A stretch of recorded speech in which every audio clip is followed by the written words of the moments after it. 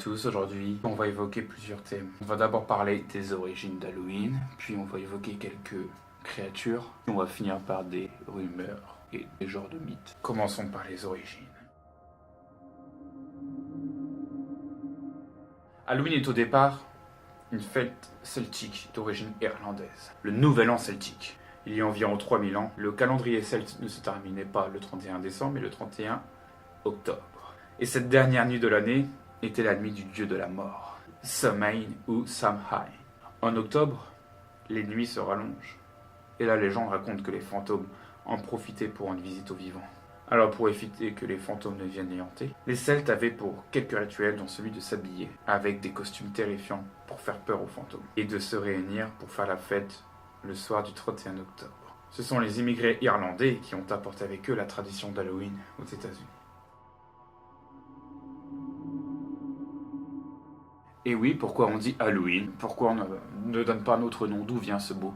En fait, avec l'arrivée du christianisme, les catholiques, à partir du 9e siècle, décidèrent de fêter la Toussaint, donc la fête de tous les saints, le 1er novembre. Et si on regarde de plus près le mot anglais, c'est une sorte de raccourci de l'expression All Hallow Eve, qui veut dire en fait le soir de tous les saints, c'est-à-dire la veille de la Toussaint, le 31 octobre.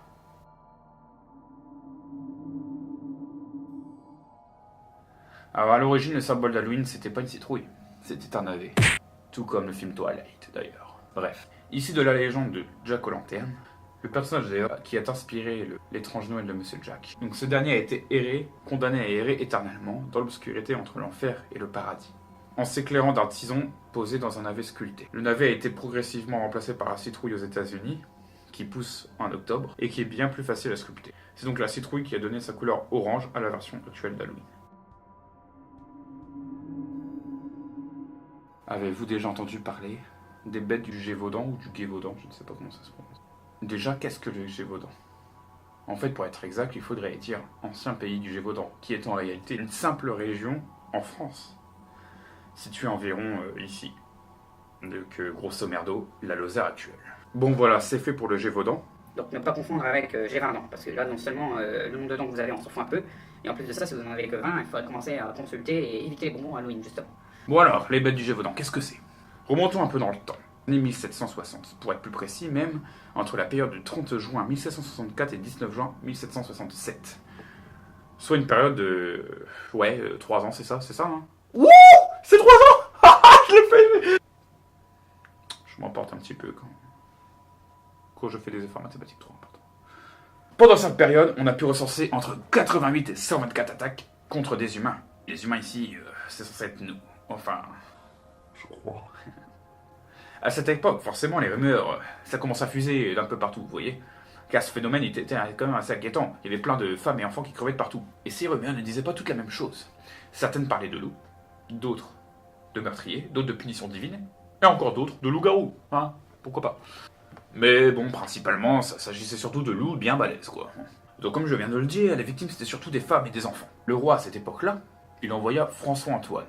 Donc ce mec-là, c'était le lieutenant des chasses qui était réputé comme meilleur fusil du royaume. En septembre 1765, ce dernier, il tue un loup.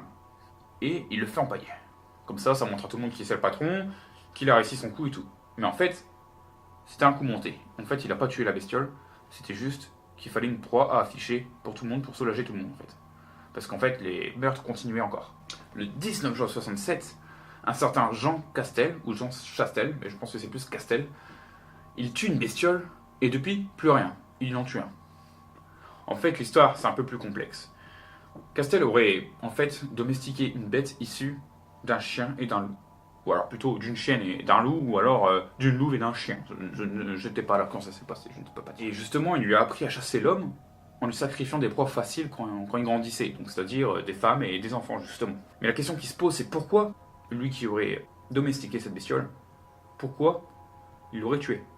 Très bonne question. En fait, il s'est passé un accident où il a perdu lui-même une fillette qui faisait partie de son entourage. Il ne l'avait pas prévu. Et ça lui a fait comme un choc, et depuis, en fait, il a pris conscience de ses atrocités, et il s'est mis à croire à l'église, et à la fréquenter de plus en plus souvent, en se mettant en tête, au final, de tuer la bête. Et pour cela, il avait son fusil sûrement, et il faisait bénir ses balles, et a pu chasser la bête, en espérant justement se laver de son passé. Alors là, on a affaire à une légende urbaine américaine qui concernerait un esprit enfermé dans des miroirs, ayant pour forme une femme ensanglantée qui chercherait à effrayer tous ceux qui essaieraient de l'invoquer, voire même à les attaquer. Ok, il faut simplement se tenir devant un miroir, avec pour ça l'éclairage des bougies aux extrémités de celui-ci, et réciter son nom 13 fois, si je ne me trompe pas. Et il y a plusieurs types d'invocations, celle-là étant la plus basique. On peut rajouter d'autres phrases après son nom, comme Blood Mary et I'll kill your child, ou je ne sais plus, son enfant. Mais ça a apporté une réaction violente en fait. Donc il y a plusieurs variantes, mais en général ça n'apportait rien de positif, bien au contraire. Donc, évidemment, il y a de multiples rumeurs sur son origine et son histoire. Apparemment, ça pourrait être une femme qui aurait trouvé la mort dans un accident de voiture avec son fils, ou alors même, ça pourrait être la mère de Jésus, la Vierge Marie. Les histoires divergent. Le but apparemment, ce serait pour elle de se venger de ceux qui auraient tué son fils. Mais bon, si elle doit attendre que le meurtrier l'invoque pour ça, tout en attendant dans son miroir, j'espère qu'elle n'est pas pressée, quoi. Faut avouer qu'elle n'est pas hyper fut-fut. Elle punit également ceux qui ne la prennent pas au sérieux, insulte son nom ou la provoque. Donc bon, là en fait, officiellement, je suis un peu dans la merde parce que je viens de me foutre de sa gueule il y a 2 secondes. Justement, je l'ai évoqué au début de la vidéo, c'est lui qui est à l'origine du nom d'Halloween. Qui est ce mec-là? Ce mec-là, c'est juste un maréchal ferrant ivrogne, mais quand même assez intelligent. Enfin, assez intelligent, vu le stratagème un peu pourri, je vais vous raconter vite fait. En fait, il a réussi à se jouer du diable par 2 fois, qui tentait d'obtenir son âme par le biais de pactes. Il a réussi à retourner les pactes contre le diable, et au final, c'est même le diable qui fut contraint d'accepter le pacte de ne pas prendre son âme, de ne jamais la prendre. Par exemple, pour l'anecdote, la première fois qu'il lui a retourné la chose, c'était quand ce maréchal-là était au bar, il n'avait pas les moyens de payer son verre.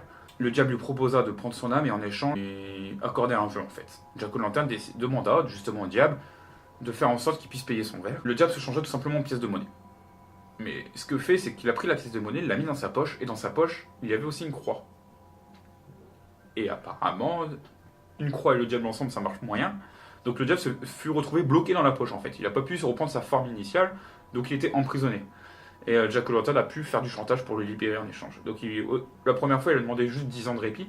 Et la deuxième fois, c'était à peu près la même chose. Il l'a piégé, donc le diable revient 10 ans après pour justement redemander son âme en échange d'un autre service. Et Jack-o'-lantern étant dehors, il lui demande d'abord au diable, peux-tu me chercher une pomme dans l'arbre? Complètement court comme histoire, mais bon, je vous raconte tel que j'ai pu la lire. Donc le diable, il va, hein, c'est sympa le diable, hein, tu demandes une pomme au diable, il te l'apporte. Donc il monte dans l'âme, hop, et puis le Jack-o'-lantern, il prend, je sais plus ce qu'il prend un truc, et puis il fait une croix sur l'arbre, sur l'écorce, puis le diable il se retrouve bloqué. C'est quand même con, hein, c'est le diable, le mec hyper puissant, mais il se retrouve bloqué avec un dessin de croix. La deuxième fois, il lui demande de ne jamais prendre son âme, en fait, tout simplement. Il y a peut-être plusieurs versions, moi j'ai lu celle-ci. Donc Jack a pu finir sa vie peinard, mais étant alcoolique, à la fin de sa vie, il n'a pas pu avoir sa place au paradis. Donc, il descend aux enfers, forcément. Mais le pacte, en fait, il était toujours en cours de validité, hein, puisque jamais ça fait un peu partie de toute la durée du temps, en fait, hein, c'est tout le temps, en fait. Donc, du coup, le diable ne peut pas accepter Jack dans son enfer, donc il était, entre guillemets, contraint, enfin non, même pas, entre guillemets, complètement contraint, donc de rester entre le paradis et l'enfer, aéré comme un con. Il demandera quand même au diable s'il pouvait avoir quelque chose pour l'aider, pour éclairer sa route. Le diable lui offrit une braise de l'enfer. Puis bah apparemment, Jack-o'-lantern, on avait beaucoup de précisions à l'époque parce qu'apparemment il était en train de bouffer un navet. Et qu'est-ce qu'il a fait? Il a pris la flamme, il l'a foutu dans le navet pour la protéger du froid glacial, du vent glacial qu'il y avait à cette époque de l'année. Comme vous le savez par la suite, le navet a été remplacé par une citrouille parce que bah commercialement c'est plus simple, hein, ça rapporte peut-être plus, ça. C'est plus simple. Ces bestioles, elles sont la source de beaucoup de superstitions au moment d'Halloween. Par exemple, si une chauve-souris rentre chez vous, ça voudrait dire qu'un fantôme est également présent chez vous, qu'il l'aurait laissé rentrer. Une autre dit que voir une chauve-souris la nuit d'Halloween, c'est considéré comme un mauvais présage. Et si la chauve-souris vole 3 fois autour de votre maison, c'est un présage de mort. Donc comme les chauves-souris, les chats noirs sont considérés comme des présages un peu négatifs, hein, surtout pour les gens superstitieux, ils sont souvent associés aux sorcières et aux mauvais sorts depuis le Moyen-Âge. On dit même que les sorcières étaient capables de se changer en chat noir, et de ce fait que croiser le regard d'un chat noir correspondait donc à croiser le regard d'une sorcière, hein, évidemment. Ça porte donc la malchance de croiser un chat noir, tout simplement.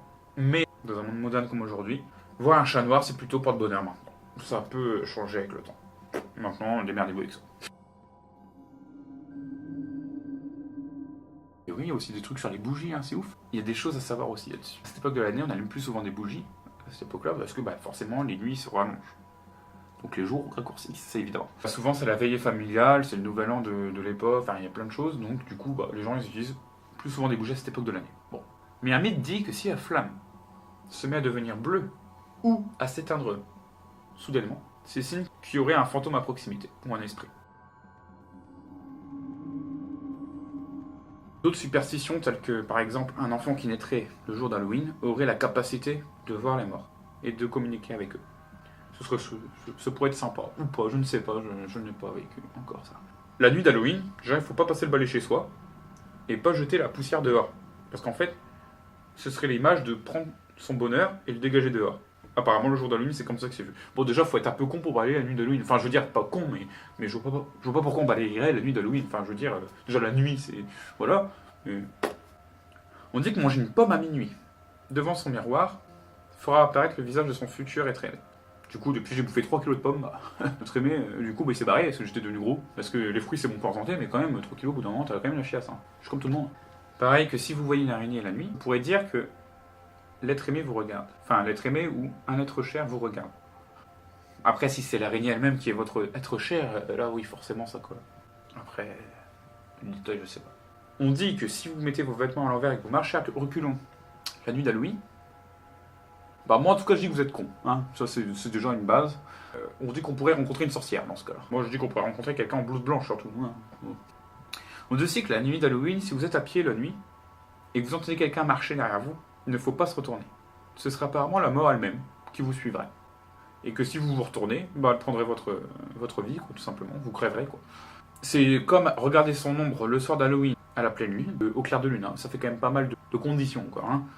Ce qui paraît, si on regarde son ombre à ce moment-là, ça va accélérer la date de notre décès. Enfin, une date ne peut pas accélérer, mais ça va la... Vous avez compris ce que je voulais dire. Hein. Voilà en gros pour cette petite vidéo Halloween, j'espère qu'elle vous aura plu. Ça, j'essaie de diversifier un maximum sur le thème. Un abonnement ou un mauvais sort. Cliquez tout de suite.